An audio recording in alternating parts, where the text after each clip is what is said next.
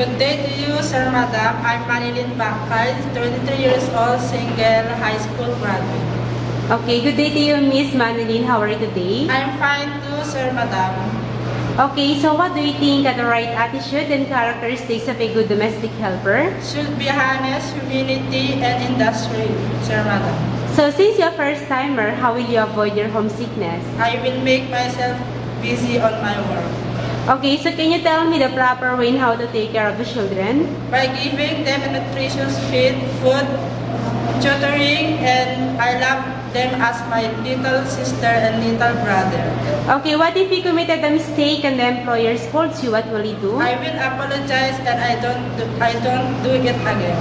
Okay, what is your last message or promise to your future employer? Sir, madam, please hire me because I really need this work to help my parents and to my own future. I promise I do my duties and responsibilities and I promise to finish my 2 years contract. Thank you, Miss Manilin, and hope to see you soon in Singapore. Thank you too, sir, madam.